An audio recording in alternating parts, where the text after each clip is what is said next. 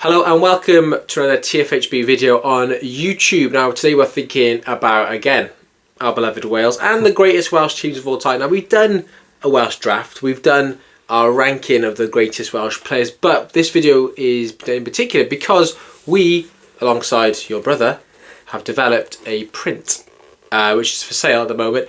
It features 11 of the greatest players ever to play for Wales. And we just thought we'd just talk about why we picked them. Yeah, great design. Check it out over on Etsy. You can get it as a A4 or an A3. You can get it as a print, A digital print. Yeah. So there's lots of versions you can buy for yourself. Very high quality, very nice. It's going to be on our wall in future videos. Absolutely.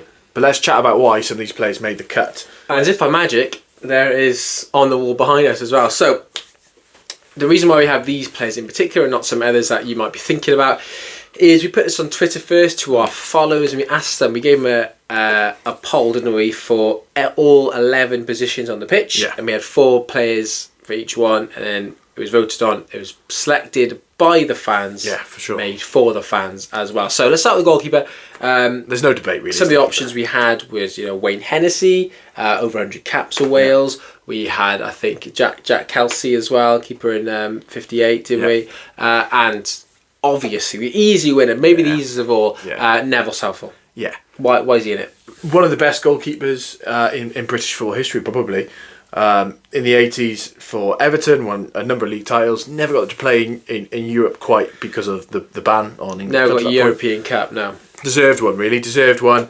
But very, very active on social media still. Good bloke. Everyone likes him.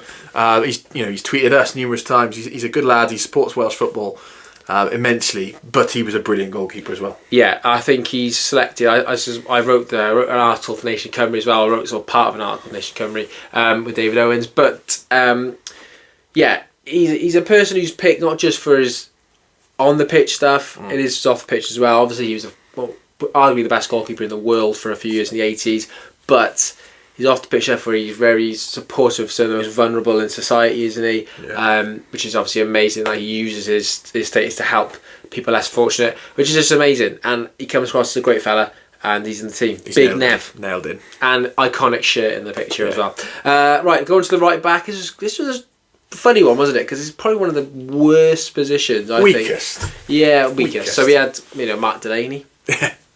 Connor Roberts, he's 60 odd caps now. He's scored a few goals. Well, he's been ever present in the Welsh side for a long time.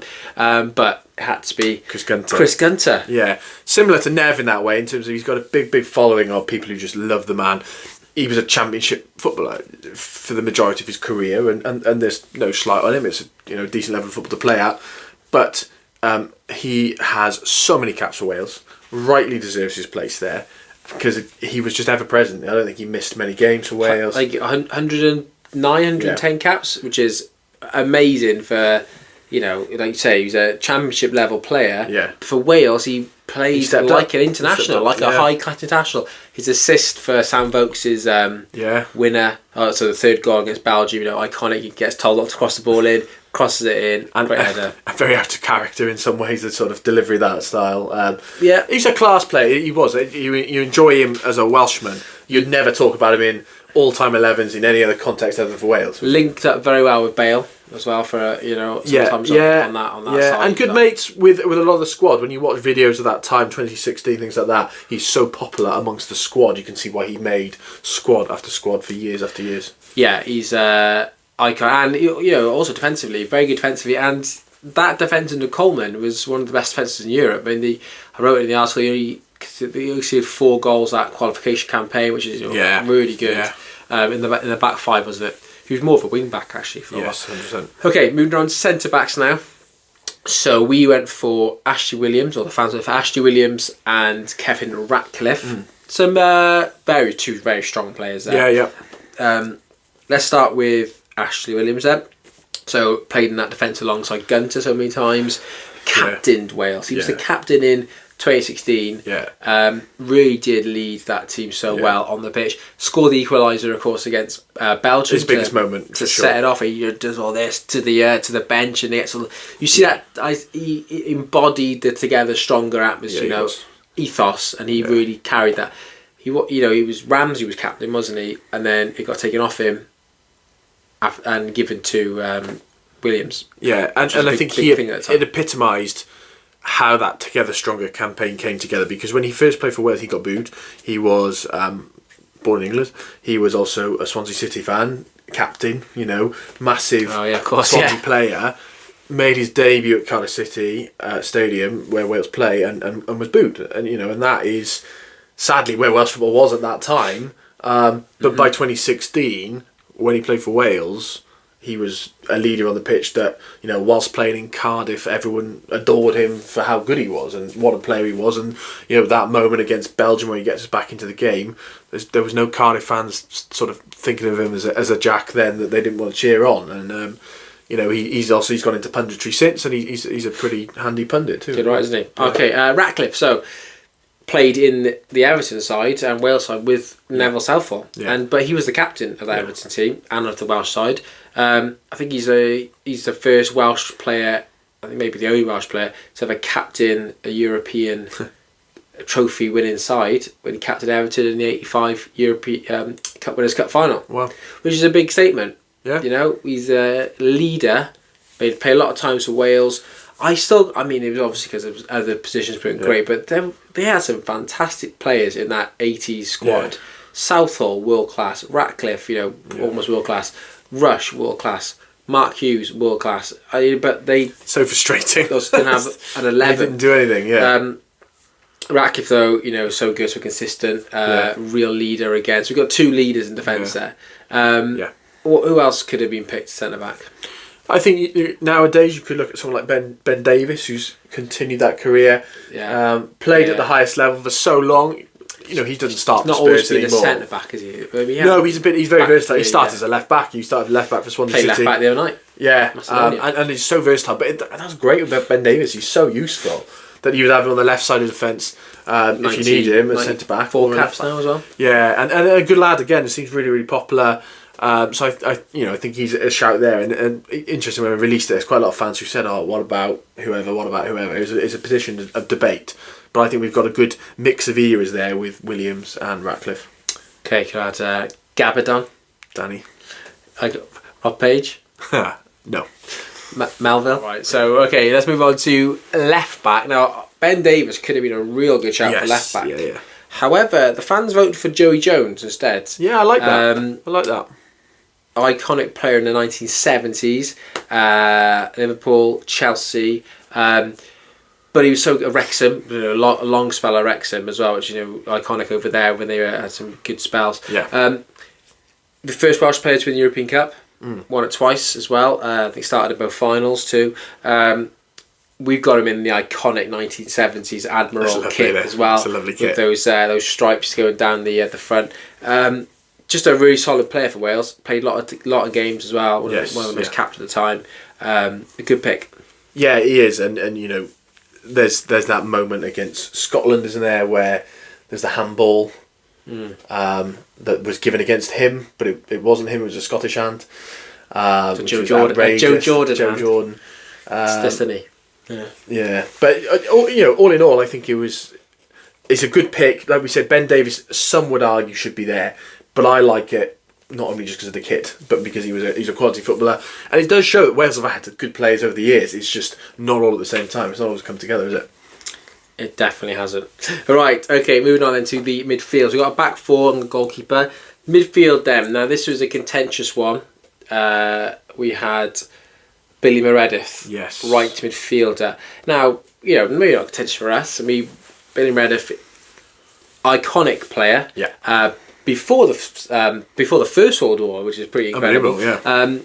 Certainly for the Second World War, he was football's first celebrity, football's first superstar. Influential player for both Man City and Man United.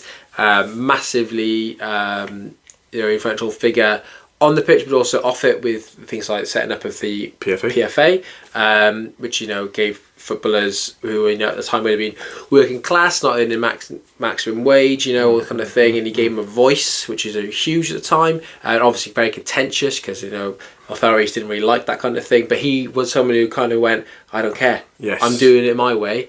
Chewed a toothpick when he played football, but was an amazing player. First and foremost, was a fantastic player. One of the best players of the 1900s.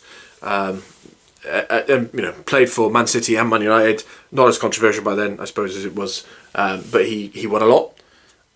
He was banned from football for a period of time where he took payments on the side because he was told, the maximum wage was £5 a week, and he thought he could earn more. He did earn more through some extra payments, dodgy dealing. So he was a maverick as well. He was a fantastic footballer. Should you keep it a match fixing?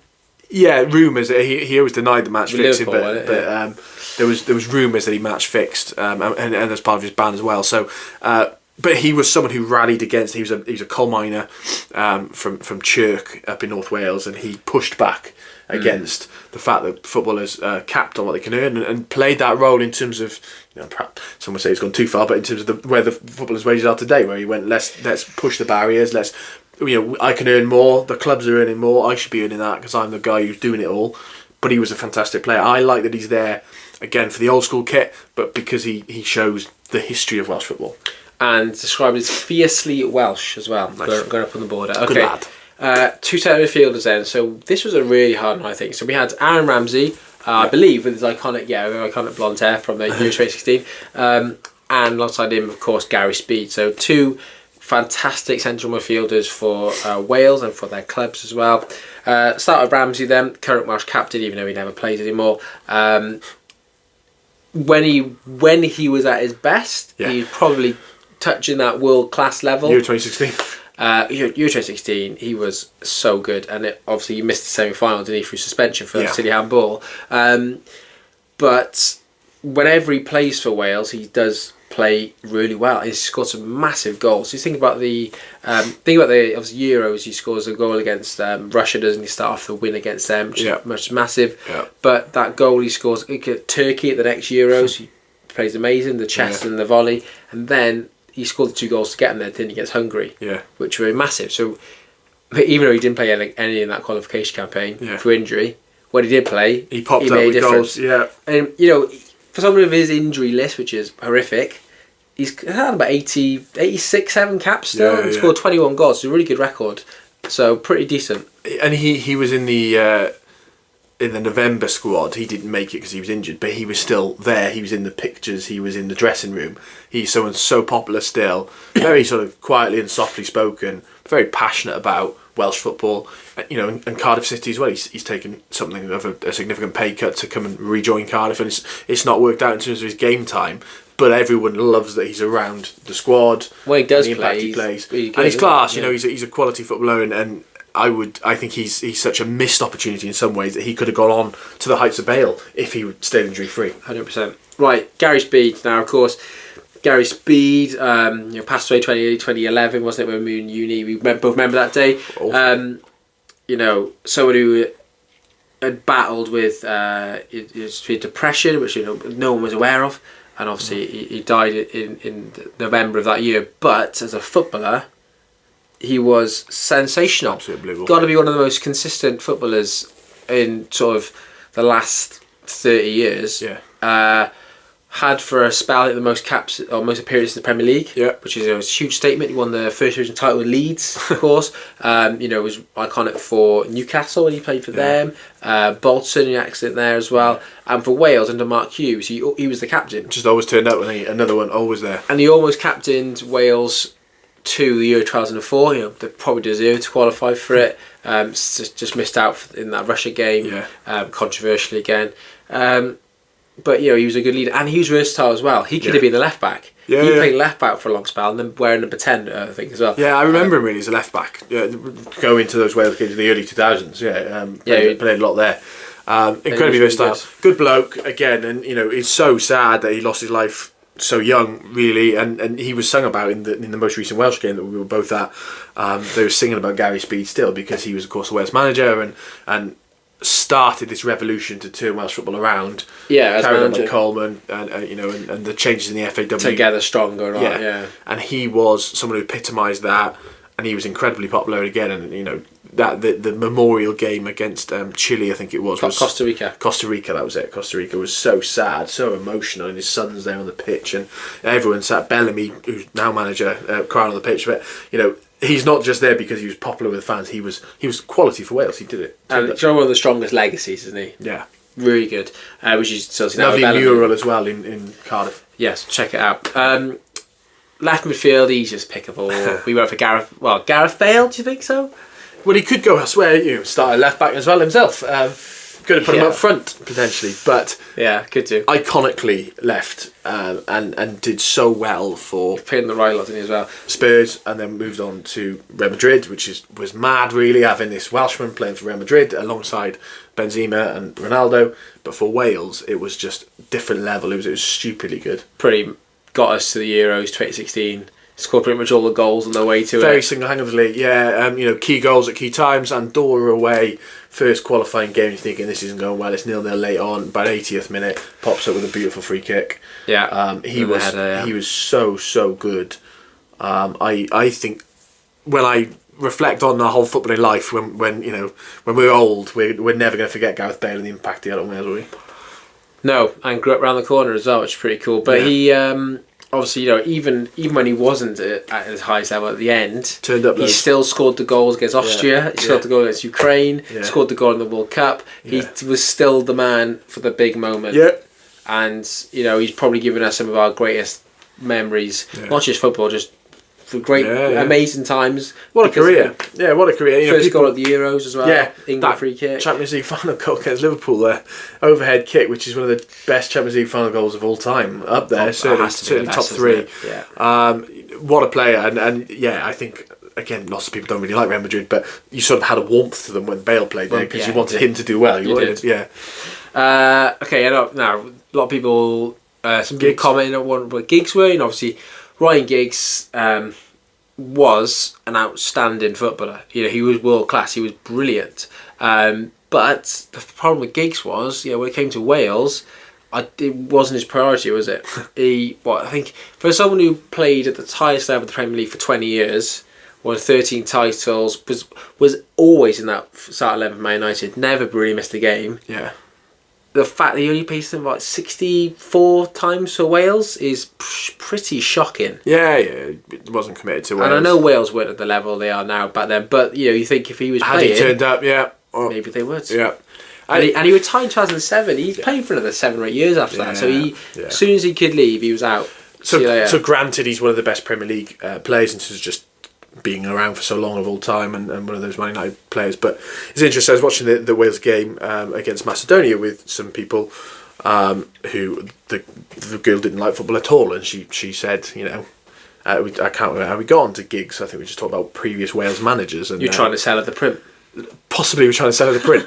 Talking about previous Wales managers, talking about Ryan Giggs, and then I've heard that name. Obviously, it's a fairly famous name, but not for good things. Tell me a bit more about him, and you know, when you go into the two high-profile stories that were from his playing career, and then the most recent one that he lost in the Wales job, you go, actually, this bloke wasn't a nice bloke as such, and so I'm happy he wasn't there. I'd rather Meredith and.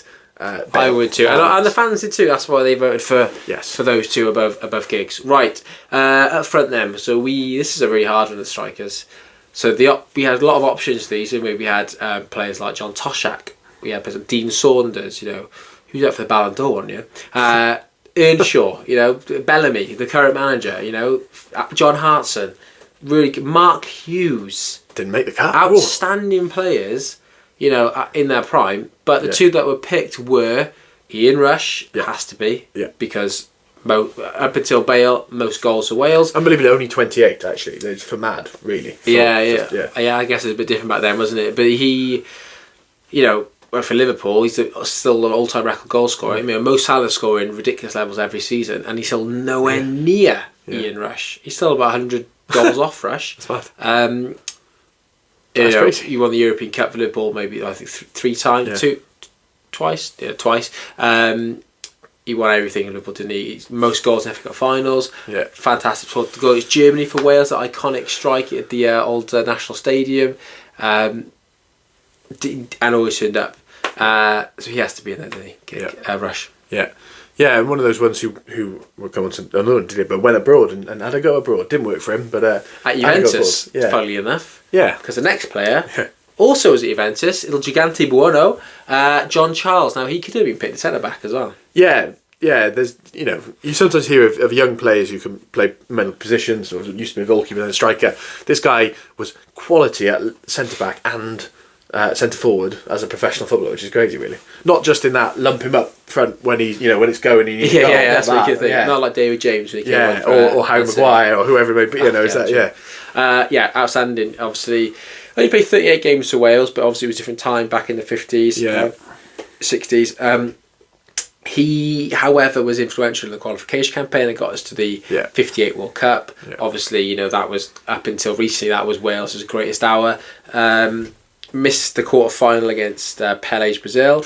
Wales lost at 1-0. You think if you played, it could have been different. Maybe it wouldn't, but we all like to think it would have been different. And Wales would have been lifting the Jules Rimet trophy. But his record for club level at Leeds was really good. Swansea, played for Cardiff, didn't he? Hereford at the end, he was a good manager there too. But Juventus is what he's most known for, and the fans there still absolutely adore him. He was voted, I think in '97.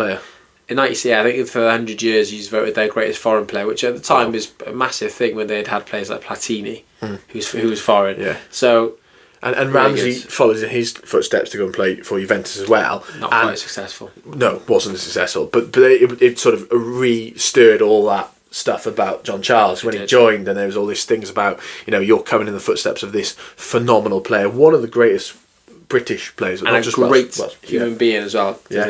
Right. I love it. What a good lineup, really. So that is why we have chosen those players to put. And then in the corner we have the famous words Yma o hyd. We're still here to celebrate the identity of Wales as well. And that famous song that's become the David Ewan's iconic song as well. Which comes as the anthem before and after the game now, isn't it? Alongside the anthem as well. You can get hold of these amazing prints then. They're created by your brother by going to Etsy. The link is in the description below. You can get hold of a digital copy that you can print off yourself, whichever way you want, or a proper A3 size copy as well, which is fantastic and looks amazing in the room.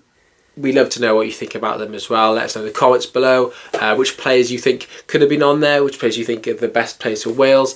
And let us also know if you fancy any other clubs or nations being made into these prints. So be thinking maybe, obviously you're a Cardiff City fan, maybe a Cardiff City print one day, could be a Liverpool one, could be any nation on earth, could be Costa Rica's best 11, I don't know, but it would be amazing, and I think they look pretty cool. Yeah, they do. So please check them out. And best thing of all, you're supporting the Football History Boys as well. Yeah, you're funding actually maybe me getting that on a t-shirt. So get your copy and I can get it on a t-shirt. You see Gareth wear on a t-shirt, you've done your jobs. Right, okay, thank you so much for watching this video. We've really enjoyed talking about Welsh football as always, and we'll see you again for another one very soon.